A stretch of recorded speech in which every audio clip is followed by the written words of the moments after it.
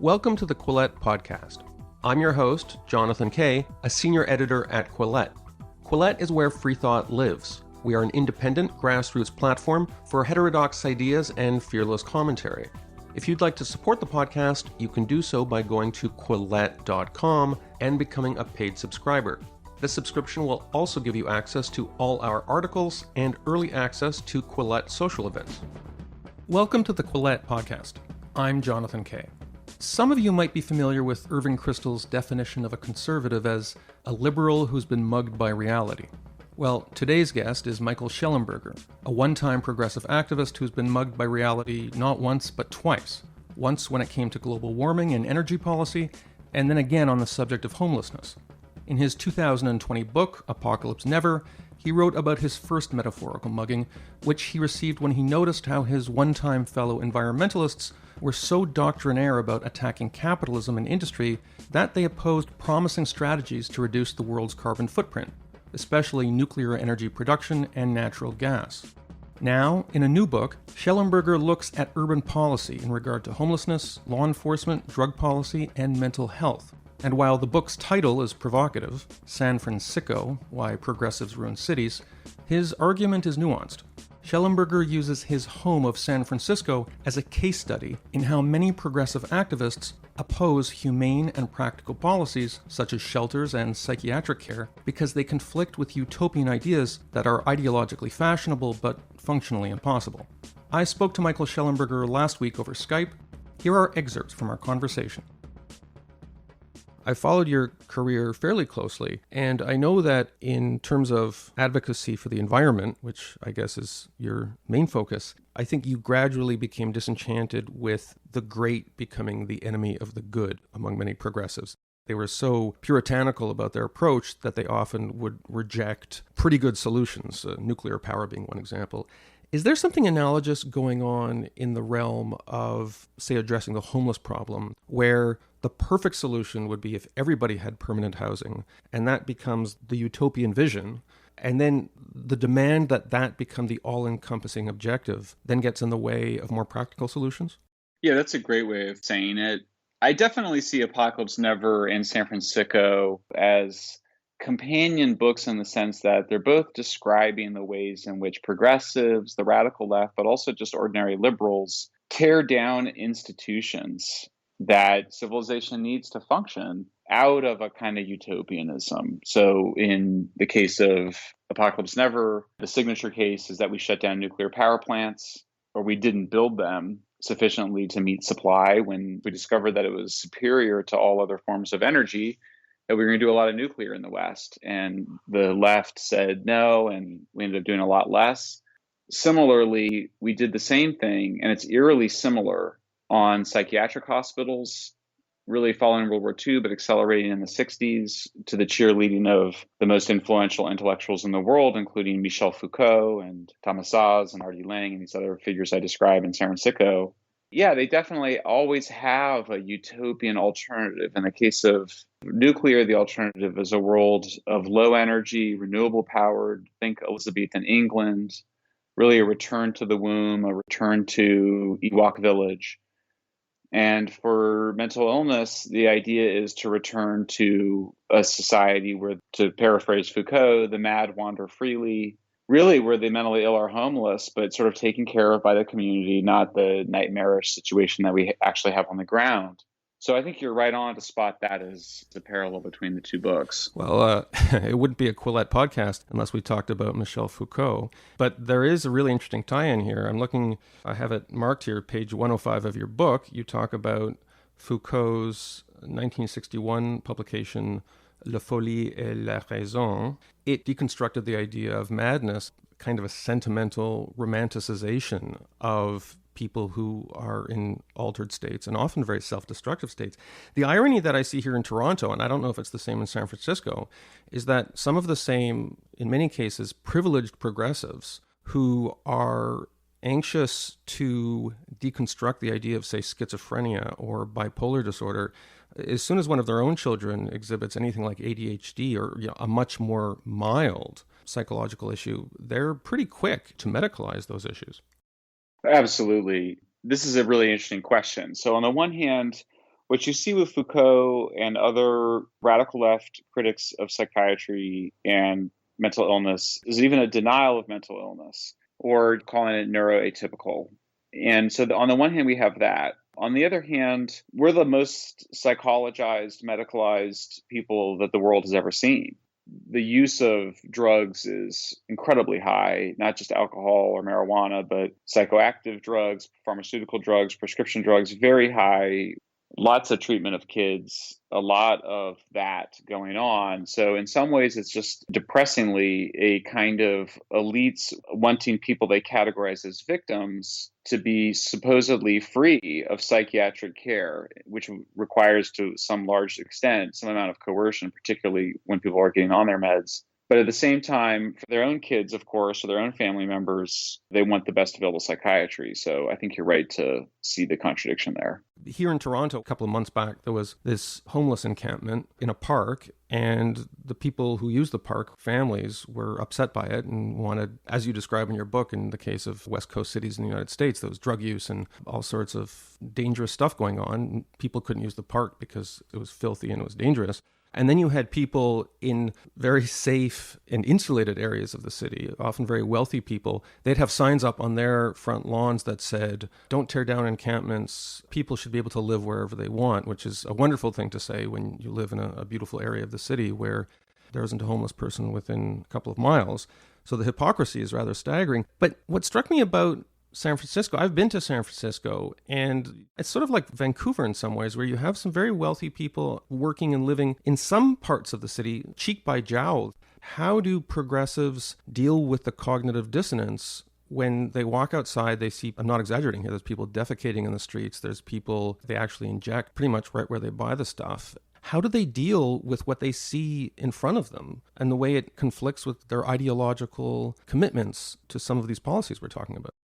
There's two different groups of people, right? There's definitely the hardcore activists, and then there's sort of your average liberal voter that keeps re-electing the people in power who refuse to take action.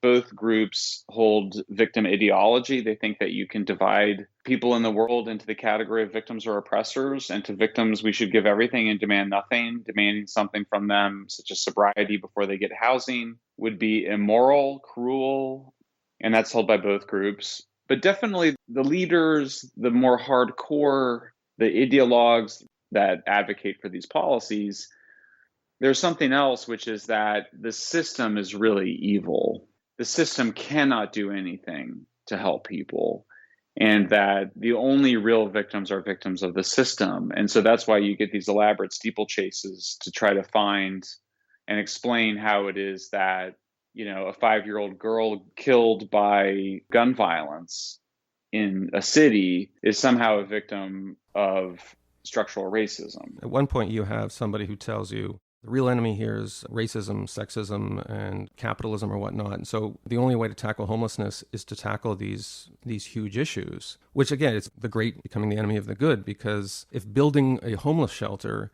is seen as an excuse not to end racism, you're not going to build homeless shelters. This is one of the contradictions here I don't think people realize, is that among progressive politicians, I don't think I appreciated this until I read your book, there's actually a bias against building homeless shelters. And it seems to be a sort of U-shaped thing where they either want people in permanent housing, which has proved something of a pipe dream, maybe you could explain that. But on the other hand, they're also not averse to them being in encampments and being unsheltered, because there's this idea that, well, at least that will shock the conscience and make us do something. Or they imagine these encampments are sort of like proto-communes of some kind. You see that here in Toronto. I guess it's one of the things that led to what happened in Seattle, which we can talk later. Is that something that you've taken for granted for a while, or is it only something you discovered when you wrote the book, this antipathy toward building homeless shelters among progressives? Thank you for drawing attention to it. It was a big find, and it took a lot to get there. It's hidden, but basically, yeah, I mean, the bottom line is that we don't have enough shelters for homeless people in San Francisco because we don't build them. And it's the homeless advocates themselves that have deprived the funding for shelters, ostensibly so the money can be redirected to single unit apartments that cost $750,000 each and could never solve the problem. So it was the same as discovering that to the people that prevent emissions from declining, by using natural gas or nuclear are the same people who claim the world is ending from climate change. The so-called advocates on the issue are the reason that there's been no progress on the issue. And it's like one of those things, it's like a horror movie where it's like you get to the middle of the horror movie and you discover the box of photographs that reveals that the person you thought was the good guy is running the whole thing, right? Although, just to be clear, it's not a conspiracy theory. Like, you're not alleging these people are hurting homeless people deliberately. They Right. are applying an ideology they think that ultimately will be helpful. Absolutely. And I ultimately conclude that it's pathological altruism. But there is something, I think, sociopathic going on in actually making those demands, knowing full well that you're not going to have shelter space for people year in, year out of some Machiavellian calculation that it's going to result in you getting your way in some utopian sense somewhere down the line. When you press them on it, they are basically forced to admit that to do what they want to do, it would take decades. And of course, it's not even that, because there's no scenario in which you could just give housing to 150,000 drug addicts on the street and make it work. To be fair, this doctrine of housing first, I think it's called, is sort of at the center of progressive policy. My understanding is that the early results on housing first, this is the idea that before you address mental illness, before you address drug use, you give the person a home, and that becomes a catalyst for helping the person in all sorts of other ways. It's not a crazy idea, and at least in the initial stages, there was some evidence that it worked. What sometimes works, and I describe a case of it in San Francisco, is to help a person with schizophrenia get their schizophrenia or other serious mental illness under control with the use of medicines, a social worker, community, friends and family, and their own apartment. That actually does work if you do it right, but it requires a significant amount of involvement in that person's life, including sometimes coercion or involuntary hospitalization. And in those circumstances, it can work. That's not what is being proposed or has been done. What's been proposed and has been done is giving apartment units to people with serious addiction who are not taking their meds. And that has absolutely been a disaster. People die from drug overdose or poisoning in their apartments. Mentally ill people or addicted people, and sometimes they're the same and sometimes it's impossible to tell the difference, will store their stuff in these apartments but still live in the open drug scene, or what we euphemistically refer to as homeless encampments, because they want to be really close to the drugs. A lot of hotel rooms were trashed during the pandemic when they were given out willy-nilly to people without any supervision. At bottom, what doesn't work is to remove all constraints or any responsibility or any obligations from people who are being given their own apartment or hotel room. One of the things that was sobering here in Toronto, there was this whole drama where there was this encampment in a park, and eventually the police broke it up. Needless to say, when the police broke it up, it was treated like the Nazis invading Poland by the progressive press here. But one inconvenient fact that was glided over was all of the people who were removed from the encampment were given a shelter spot. And my understanding, which is consistent with what you report, is very few people took the local government up on that offer, because if you go to a shelter, you can't do drugs. Things like the sex trade become more difficult. And by the way, I don't want to stereotype all homeless people as afflicted by these problems, but for some people, and you tell their stories in the book, the reason they're on the street is because someone says, well, you can come to the shelter, but you can't do meth. They're not going to go to the shelter. But on the other hand, I'm not sure conservatives have a good answer to the problem of drug addiction either. And certainly the war on drugs, which you describe at some length in the book, it's not exactly like that was a ringing success. What is the answer when it comes to the intertwining of addiction and homelessness? It's helpful to actually start by saying what we know works, because what's extraordinary is when you look around the world at what different countries do that handle this problem well, the Netherlands, Germany, France, Japan, it's the same things.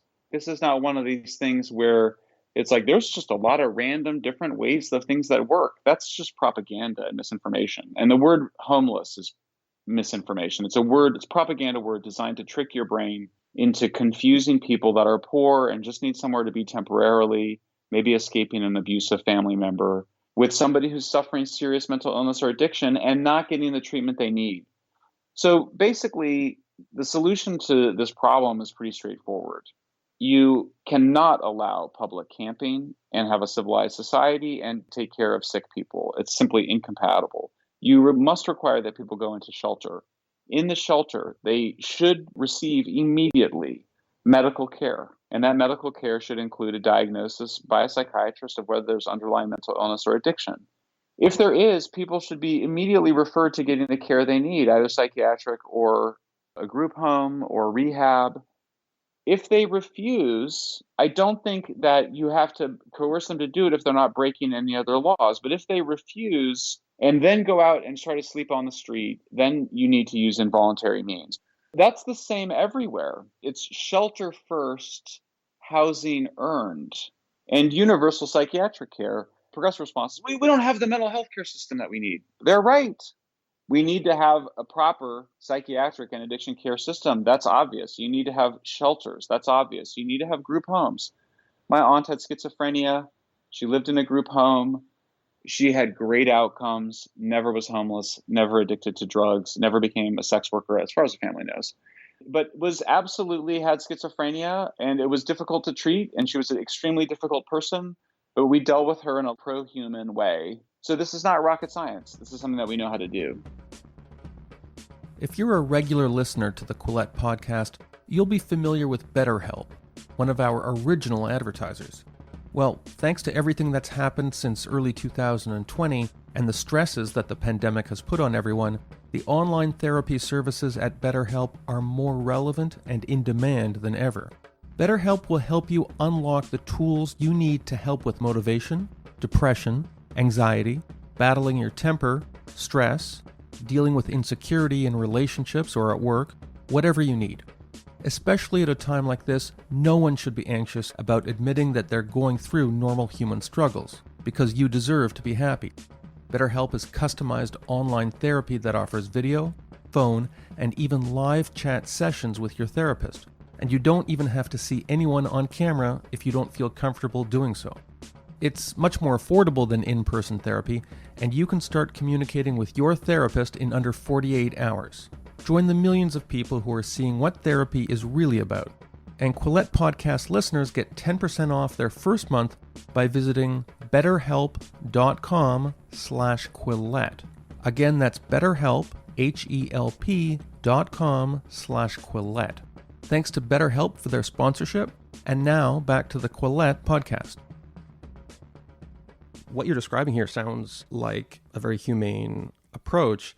It's kind of nuts to me that what you're describing is also denounced in some circles, maybe San Francisco, for instance, as conservative. You're talking about expanded healthcare, you're talking about shelters. All of these involve a lot of money, but because you're not focusing immediately and primarily on building housing, you get denounced as a reactionary. In fact, there's one point in your book where you were interviewing somebody. I think, if I remember correctly, the person cut you off and said, well, just by talking about this, we're risking violence against homeless people. And this gets back to what you're saying about victims and oppression. There's this idea, and perhaps this person was acting on this idea, that there's just bands of people going around beating the crap out of homeless people, when in fact, the primary threat of violence amongst homeless people is from other homeless people.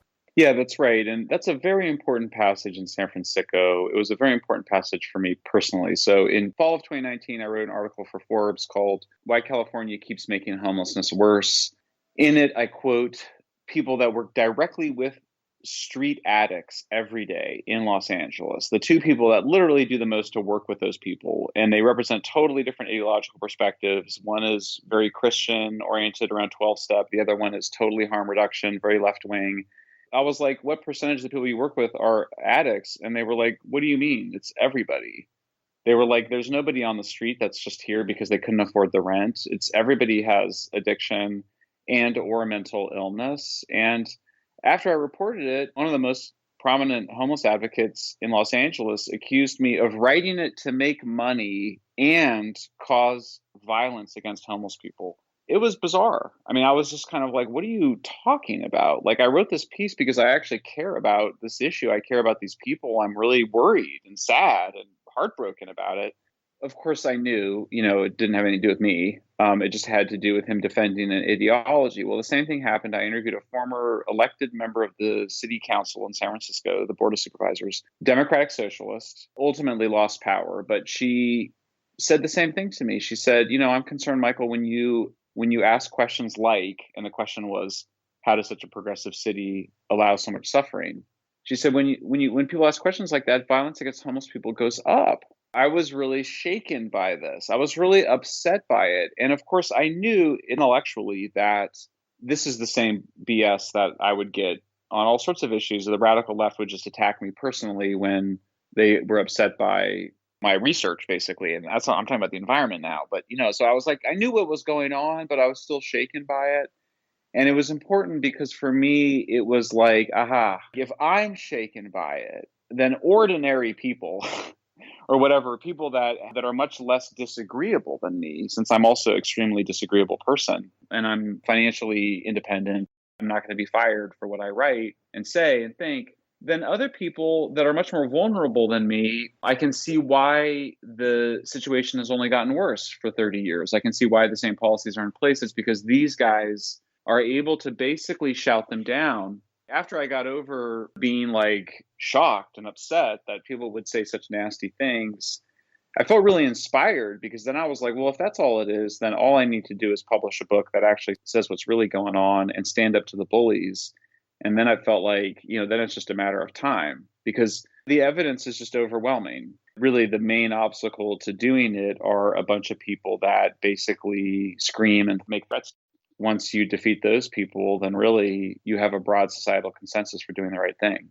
You have one guy who keeps reappearing. His name is Tom Wolfe. No E at the end, unlike the famous author. Very sad story. He had a job and a family, and I think he was prescribed painkiller medication, and like hundreds of thousands of other Americans got addicted, ended up on the street. He's one of your sources and is very candid with you about what homeless life is like. We live in a society that's very stratified by class.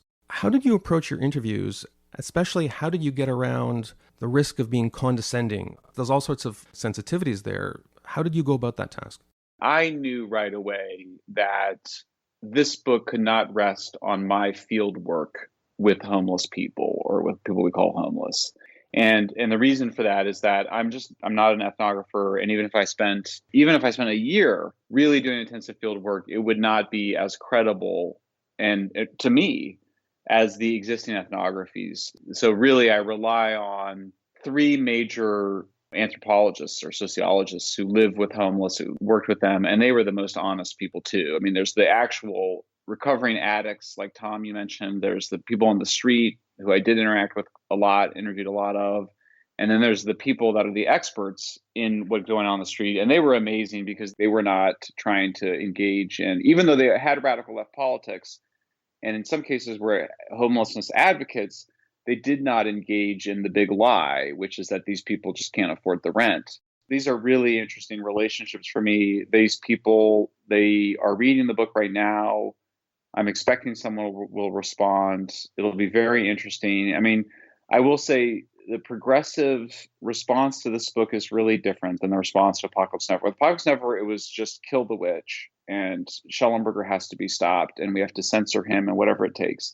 This, I'm getting emails and there's Twitter interactions with people that are socialist progressives who are like, yeah, obviously you're describing something real. Obviously there's a problem and your idea of universal psychiatry and shelter first is interesting. A lot of what you say about San Francisco is going to sound familiar to anybody in Vancouver. Yeah. Vancouver also happens to have a very high cost of living, but it also has an area, I think, that's analogous to Tenderloin. It's called the Downtown East Side, magnet for many of the most tragic backstories in Western Canada. Vancouver also happens to be an incredibly liberal city. Decriminalization of drugs, harm reduction, housing first, all of these are popular ideas. Yeah. And you're getting exactly the same tragedies going on there. San Francisco and Vancouver, to some extent, and you describe this in the book, they become magnets for homeless people or who are at risk of homelessness because they already have so many homeless people. You describe this weird thing in the book where because there's so much drugs and there's a sex trade and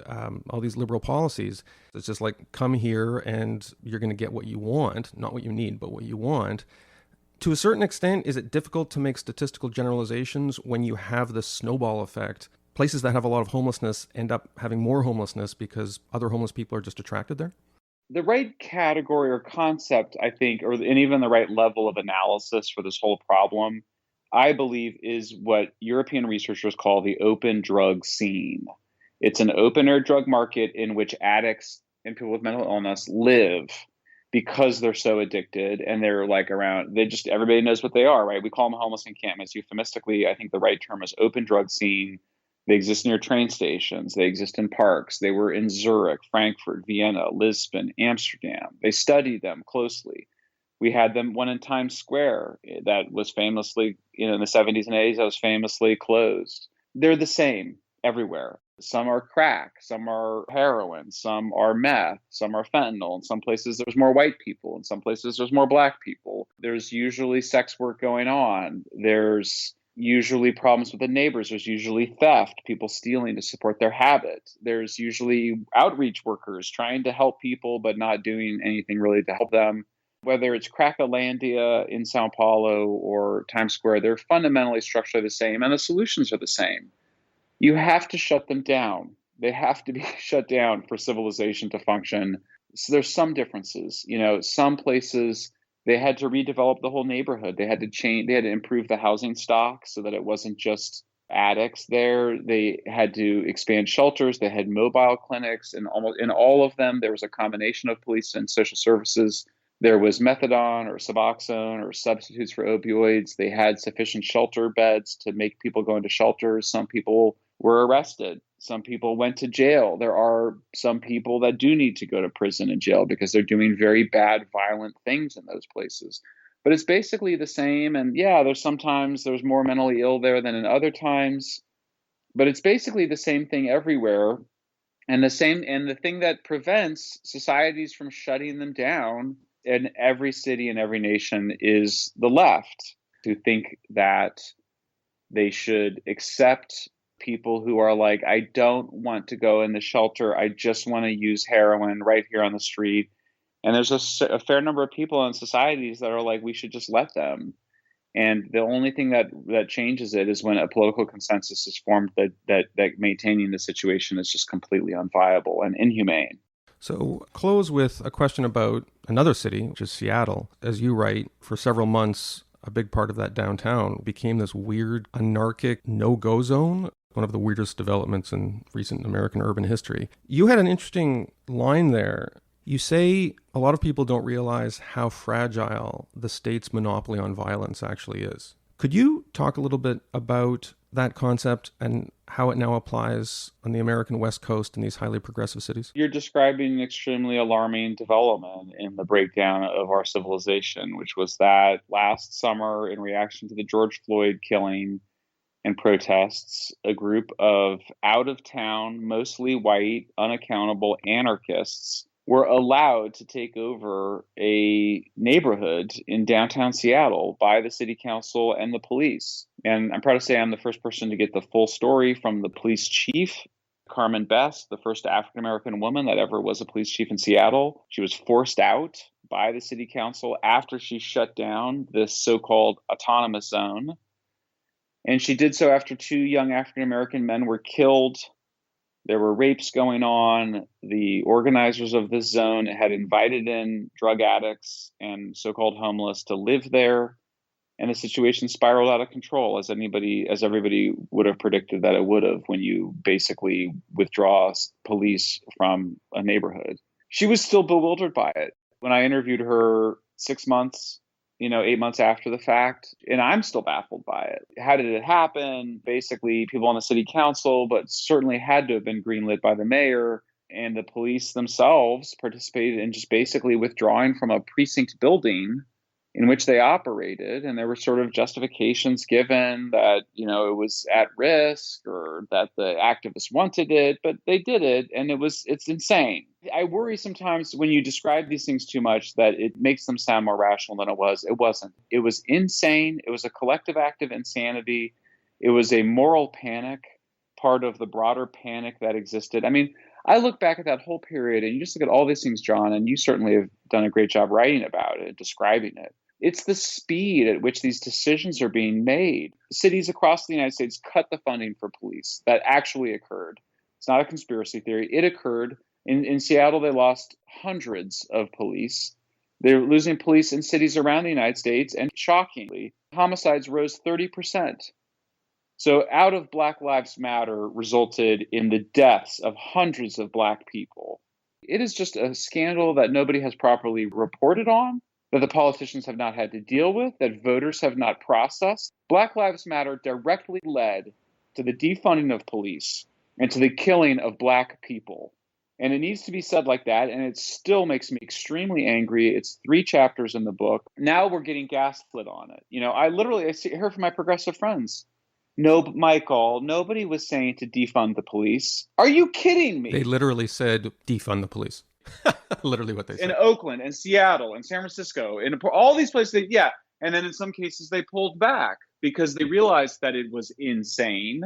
But we're in a massive police morale crisis. The Seattle example is particularly good because it's like, we need to listen to Black people. We especially need to listen to Black women unless they're counseling against surrendering large parts of cities to urban warlords. Then they need to quit their jobs. It does seem like a state of insanity. And you're right there in the middle of it in San Francisco, but people are still moving there. The housing prices is still high. People still want to live in San Francisco. You're living the dream. How paradoxical is this life that you yourself are leading? Well, it's not just paradoxical. It creates a real moral dilemma for me. I mean, I am one of the half of the people who live here that thinks about moving. My wife doesn't want to move, but I mean, I don't feel moral living here. I feel like I'm living in apartheid South Africa. I feel like my taxes are supporting something immoral. Personally, I avoid it. I live in the Berkeley Hills. I live in a very nice neighborhood. I'm very lucky. I bought my house at the bottom of the market. I have people on Twitter who still send me photos of how beautiful their homes are. And they go, "What are you talking about? It's beautiful here." I'm like, yeah, I have a beautiful home too, but what's happening on the streets is immoral. It's depriving us of our humanity. People are being unnecessarily killed or allowed to die because we let them use poisons out of their mental illness.